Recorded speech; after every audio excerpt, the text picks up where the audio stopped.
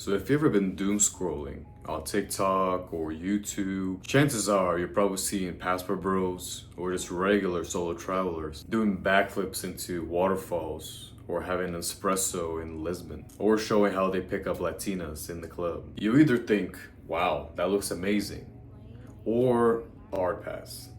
Either way, I just want to tell you how solo traveling really feels like, how it actually changes you mentally, emotionally, and most importantly, yes, gastrointestinally.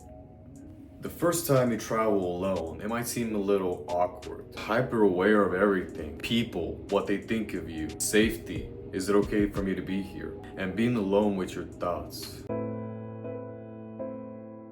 And then something shifts. You're no longer the person that you were when you left. Because you realize you booked a hostel above a nightclub with no AC, and then your neighbor Sven snores like a tractor.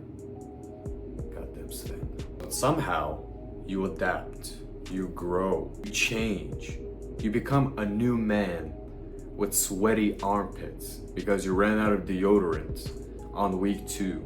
And you don't want to mime it to the cashier who doesn't speak a lick of English. Дезодорант, чё?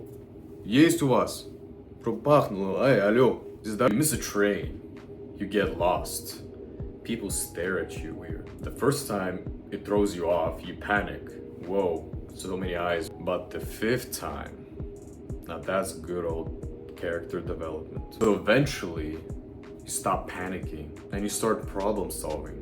And slowly but surely, you become okay with things going wrong and of the unexpected. Your stomach turns into a lab rat for questionable street food that you want to experiment and try. Then Google Maps lies or just recommends you awful touristy stuff. But then, of course, you learn way too late that apparently you have to type it in the local language for them to actually give you decent local things. Or you can stop being a coward and meet some locals who will tell you. It basically molds you into a different kind of person. One that is confident, reliable, self-sufficient, and not afraid of making a fool of yourself. Because you'd rather a local look at you weird for a couple seconds than just stand around like a clueless dumbass. Either be uncomfortable for a little while or be uncomfortable for the rest of the trip and just ruin your street cred.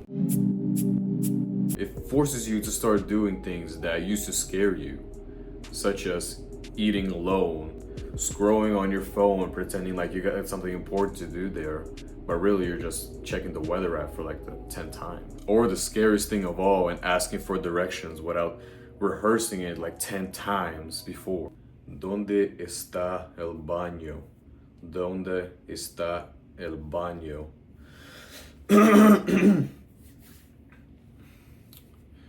Excuse me, ¿dónde estoy el culo? You start to realize you can start figuring things out on your own and do things alone that you normally would never even try to do. And that confidence doesn't really leave you once you come back home. But the most interesting part is you start noticing things about you, your patterns, your habits, what energizes you, what drains you. Solo traveling is not about just seeing the world. It's about seeing yourself. Things like how your packing skills are just absolute shit, or how you definitely overestimated how many shirts you would actually be wearing on a trip.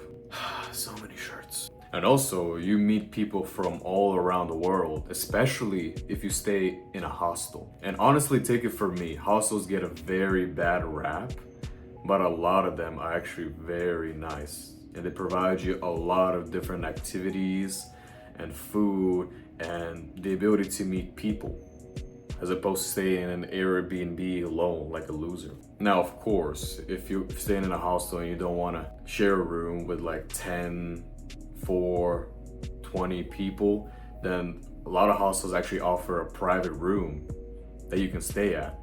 Sure, it's gonna be a little bit more expensive, maybe even a little bit more expensive than getting an Airbnb, but you pay that extra fee for the chance to be in a hostel, preferably a hostel that is very cool and has a lot of different amenities and events going on every night. Maybe even like a pool on the rooftop, like a bar, things like a salsa night, bar hopping, and free tours too. You don't really get that staying in Airbnb. And for those people that you meet along the way, some stay in your life, but most of them won't. But you know, sometimes a night out and a shared hangover the next morning is enough to have that person fill in that chapter of your life.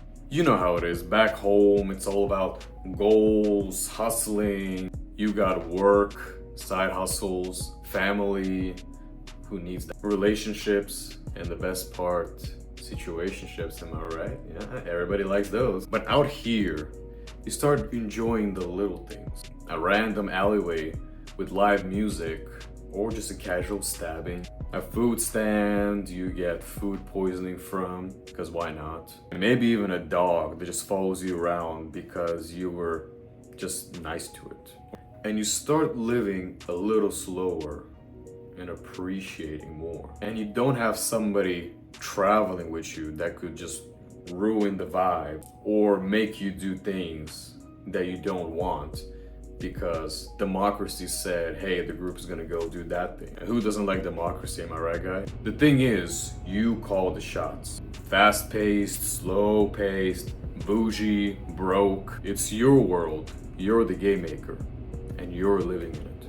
Now, don't get me wrong, solo traveling doesn't magically make you like a better person. No matter what that girl online that found herself and became a different person says. Stacy, if you're a mean girl at home, you're a mean girl on a moped driving through Bali. But it will give you space to figure things out.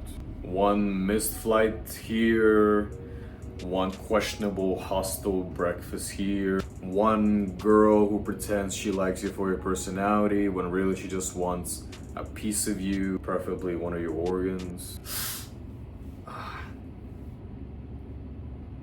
Alright, I don't have a liver. So, if you're waiting for a sign to try solo traveling, you ain't getting it here. Go look somewhere else. So go, book that ticket, overpack your underwear collection. One for each day, one for if I accidentally shit myself, and go get your passport. I'm looking at you, 52% of Americans who don't even own a passport. That's whack. And just get lost. Let the world humble you, or maybe even impress you. Worst case, you hate it and you never travel again, or you know, somebody steals all your money. Remember, character development. Just do it for the plot.